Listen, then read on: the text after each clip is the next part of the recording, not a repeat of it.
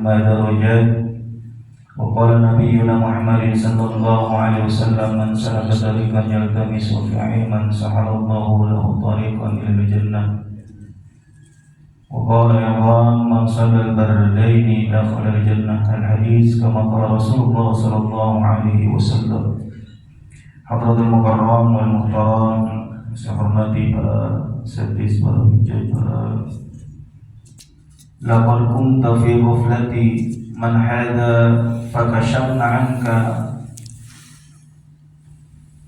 ghita'aka fabasaruka al-yawma al-hadid, yang artinya sungguh kamu dahulu lalai tentang peristiwa ini, maka kami singkapkan atau kami buka penutup yang menutupi matamu sehingga penglihatanmu pada hari ini sangatlah tajam.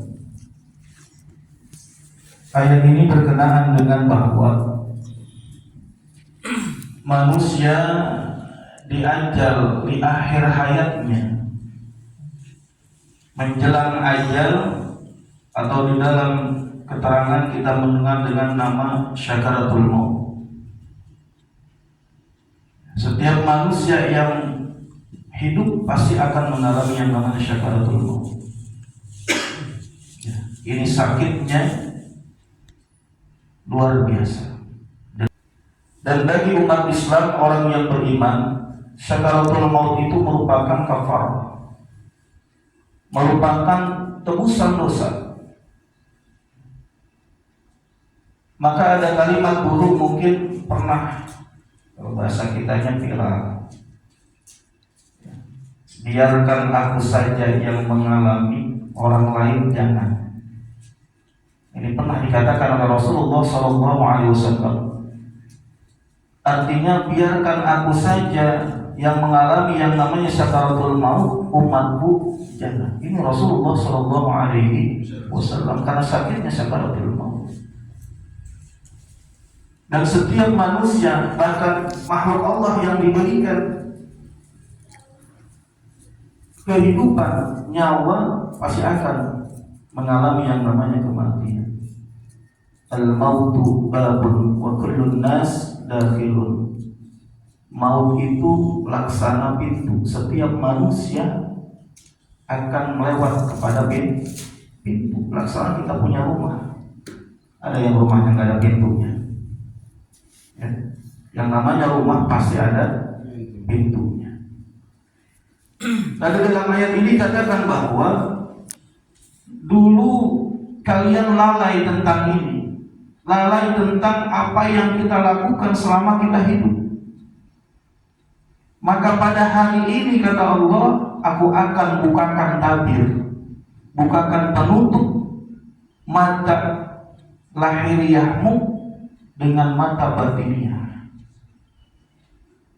Jadi di dalam kita menghadapi syakaratul maut, kita akan melihat gambaran-gambaran amalan yang pernah kita lakukan sebelumnya, banyakkah dosa atau amalan-amalan baik. Dan Allah akan memperlihatkan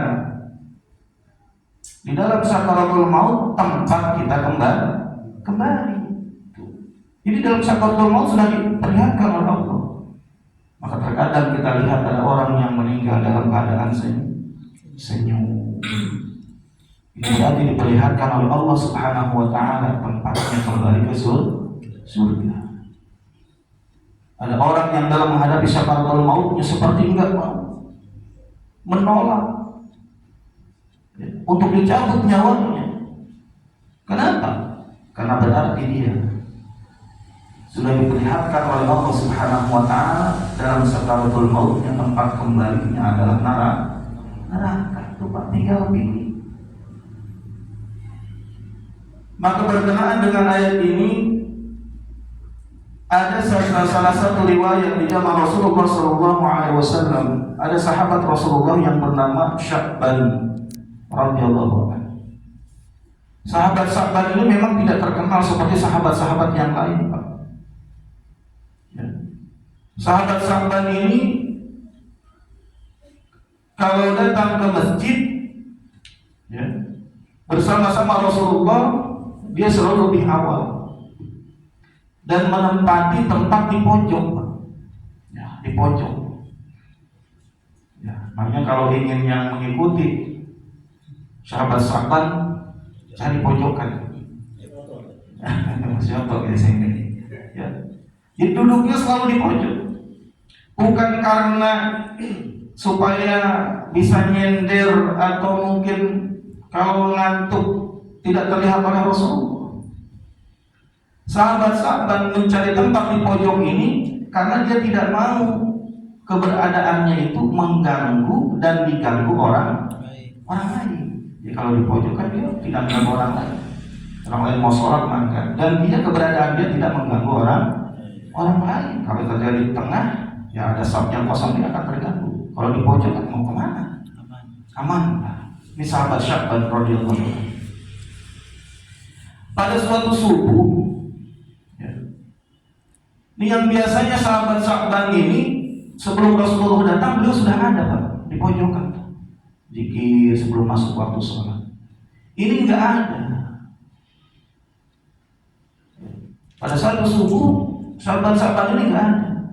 Maka Rasulullah sempat menunda sholatnya beberapa menit, katakan kalau di zaman sekarang, untuk menunggu sahabat karena mungkin terlambat. Sampai ditunggu beberapa menit karena khawatir waktu subuh habis, tetap Rasulullah melanjutkan sholat. Ya, kalau kita kan bisa terlihat nih hari ini siapa yang nggak ada nih. Ya sama halnya Rasulullah SAW pada waktu itu. Ya pulang di bulan ada enggak, bahkan dia absen Rasulullah. Jadi nggak datang ke masjid. Rasulullah bertanya kepada para sahabat, kemana sahabat-sahabat? Nggak ada yang tahu di mana sahabat-sahabat. Maka akhirnya Rasulullah bertanya kembali kepada para sahabat, adakah yang tahu rumah sahabat? Ada salah satu sahabat yang katakan kalau zaman sekarang ya majungkan gitu kan. Saya Rasulullah, saya tahu rumah sahabat-sahabat di mana. Untuk itu setelah sholat, ya mari kita jemput sahabat-sahabat ke rumahnya. Takutnya ada apa-apa, ada kejadian apa-apa menimpa sahabat-sahabat.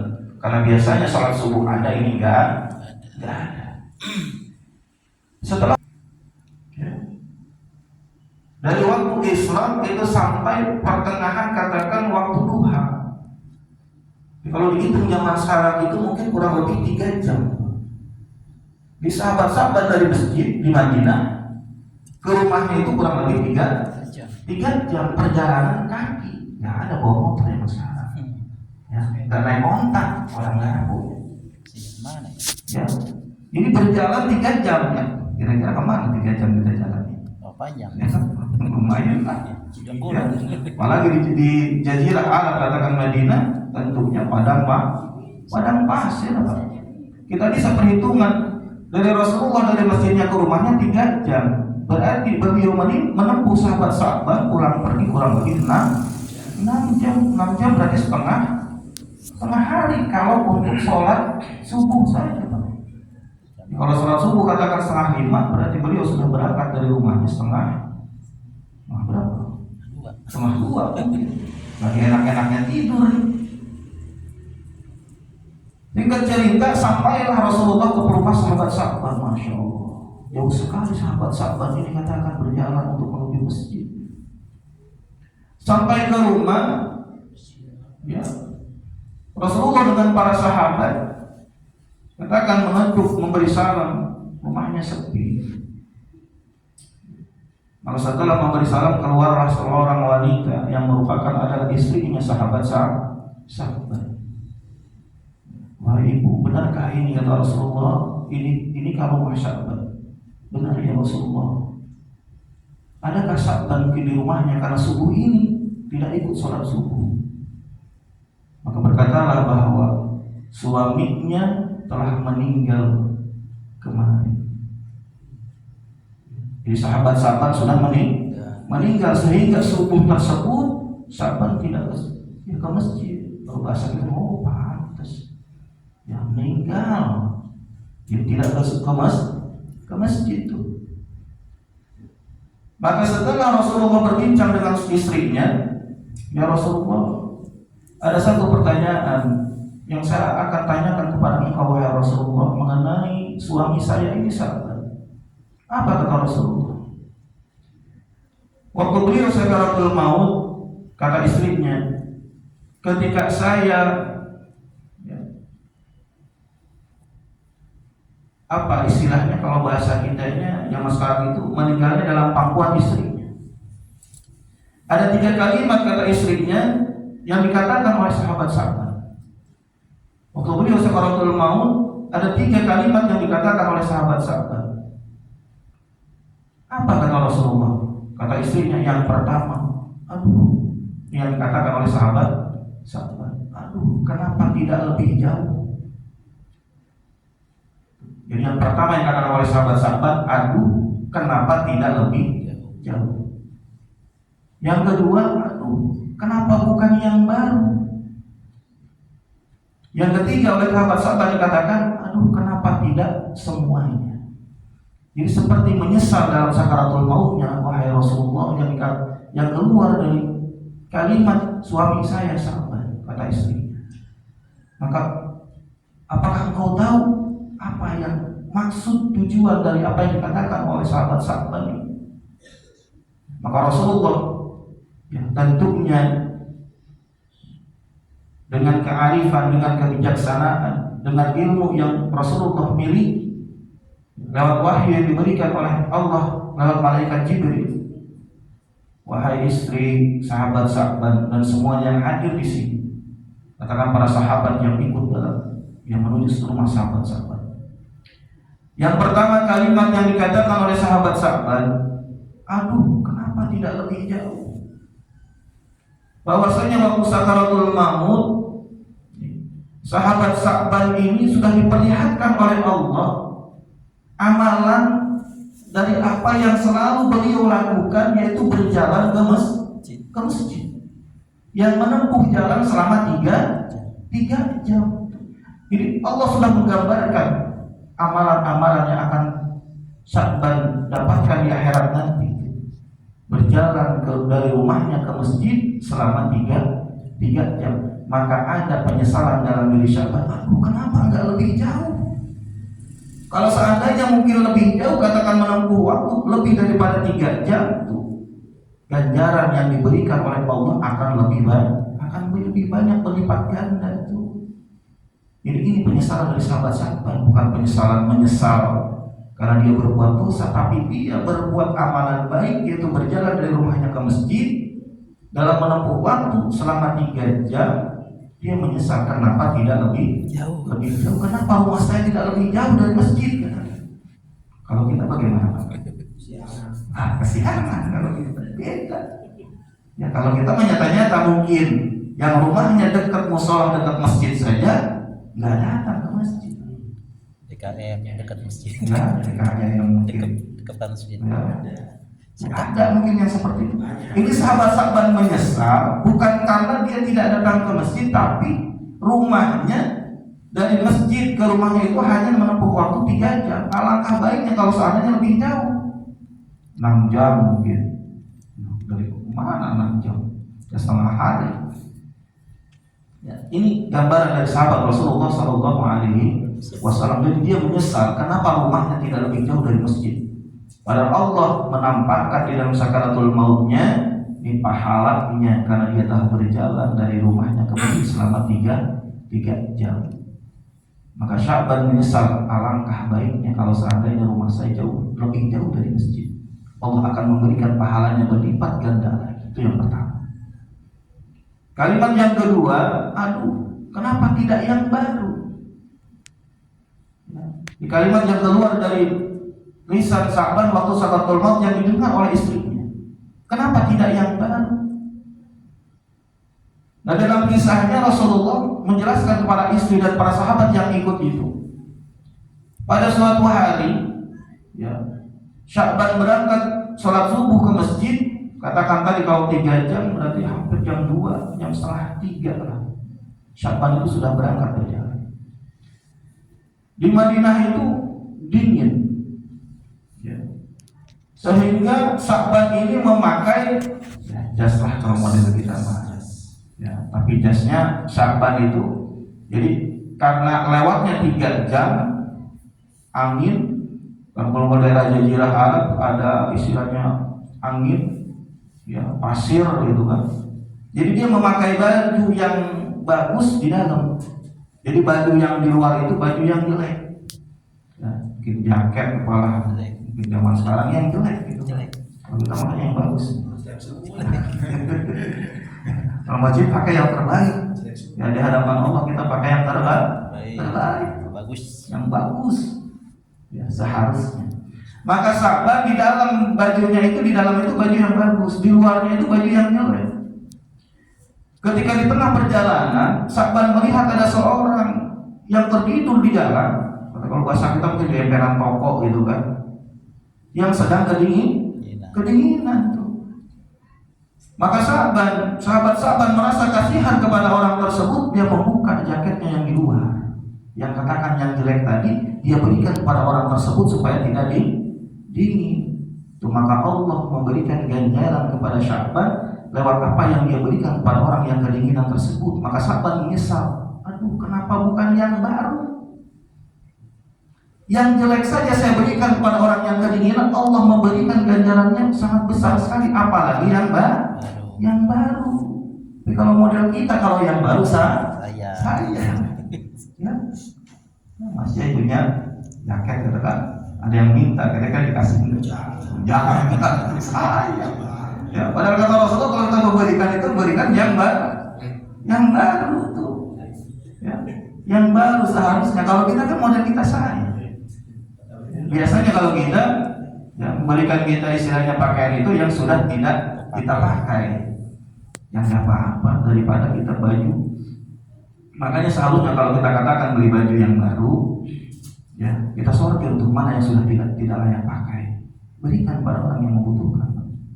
Ingat sampai ini mas sayang, padahal dipakai enggak.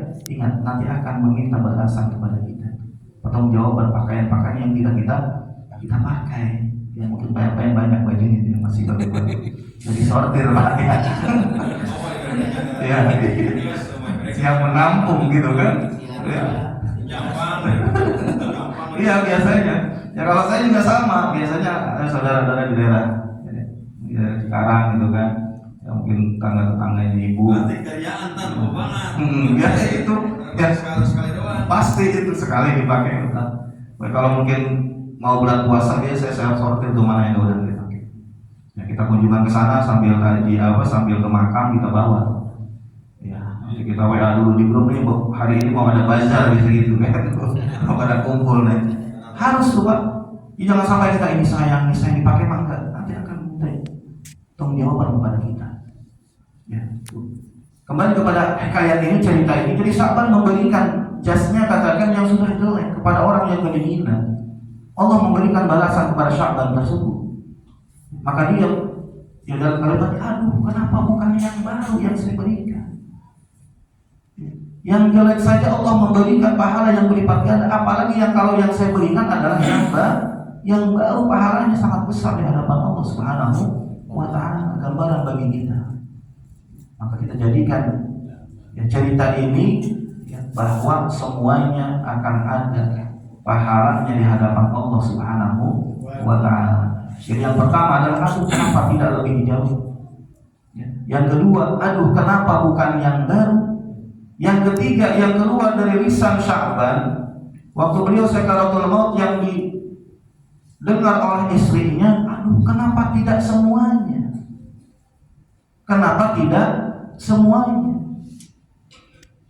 Dikayatkan Rasulullah SAW bahwa pada suatu hari Sya'ban katakan sedang berada di rumahnya, ya sedang ngeteh lah, sedang ngopi dengan ya satu buah roti. Ya, kalau di daerah Arab kan pakainya roti, nggak ada gorengan. Ya, kalau masa kita sedang ngopi nih, kita nih di rumah nih, ya siang hari ngopi sama goreng pisang gitu kan, ya balap gitu kan. Ini sahabat sedang ngopi, sedang ngeteh katakan di rumahnya atau di depan rumah, di teras rumah, datanglah seorang pengemis. Seorang pengemis yang meminta-minta, yang benar-benar dia lapar. pengemis yang istilahnya apa, kalau mungkin meminta-minta ke rumah, Pak, belum makan Pak 3 hari. Apa jawab kita? Hebat, ya. Belum makan 3 hari, tapi masih kuat ya. Ya, model kita nggak makan 3 hari. Nah, kita protes. Nah, ini datanglah pengemis yang Sya'ban sedang ngopi, sedang ngeteh tersebut dengan sepotong roti, katakan. Pengemis ini meminta dengan alasan beliau belum makan. Maka Sya'ban membagi itu, ya, satu potong roti itu dibagi 2 oleh Sya'ban. Karena berbeda dengan kita. Kalau model pengemis di kita punya kue dibagi 2, mau nggak ya? Pasti nggak mau. Ya ngambek. Saya pernah lihat nih, tapi bukan ngomongin pengemis. Ada pengemis, bukan pengemis, orang yang biasanya apa tuh, ada yang main apa tuh, suling Sunda gitu kan.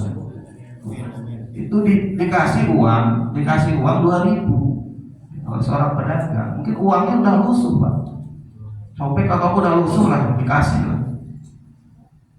Dia buka uangnya tersebut karena mungkin udah lusuh Pak, di apa tuh bahasanya, uang dilempar lagi Pak, astagfirullah, di depan mata saya. Jadi mungkin dia nggak nerima dikasih uang yang sudah lusuh, jadi dia gol-gol lagi, dilempar lagi kepada yang ngasih, tukang dagang tersebut. Tukang dagang sampai ya dia aja lihatin gitu Pak, masya Allah. Artinya kan tidak menghargai. Kalau di kita mungkin susah lah kita menilai. Tapi kalau hikayat ini memang dia benar-benar lapar. Maka Sya'ban membagi roti yang dia punya itu dibagi 2, diberikan kepada pengemis tersebut, dan pengemis tersebut benar-benar menerima karena benar-benar dalam keadaan lapar. Maka digambarkan oleh Allah Subhanahu wa taala di dalam syakaratul maut Sya'ban tersebut, tuh, pahala ganjaran yang diterima oleh Sya'ban hanya gara-gara memberikan sepotong roti kepada pengemis tersebut, pahalanya sangat besar sekali di hadapan Allah Subhanahu wa taala. Maka Sya'ban menyesal, aduh kenapa enggak semuanya? Kenapa enggak semuanya roti yang saya miliki tersebut diberikan kepada pengemis? Kenapa hanya sepotong? Sepotong aja ganjarannya sangat besar sekali di hadapan Allah Subhanahu wa taala. Kalau seandainya saya berikan semuanya, mungkin pahalanya akan berlipat ganda. Tuh seharusnya seperti itu. Maka dari cerita ini yang merupakan hadis Rasulullah dikuatkan dengan ayat firman Allah, tentunya jadi gambaran bagi kita. Kita memberikan, kalau ada orang yang meminta-minta atau pengemis, kita berikan lillahi karena Allah Subhanahu wa ta'ala. Terlepas mungkin diperuntukannya untuk apa yang terpenting kita lihat karena Allah. Jadi ini yang keluar dari lisan sahabat Sya'ban waktu beliau sakaratul maut. Kenapa? Karena semuanya sudah diperlihatkan oleh Allah Subhanahu wa ta'ala. Kenapa tidak lebih jauh masjid rumah saya, kata Sya'ban, dari masjid?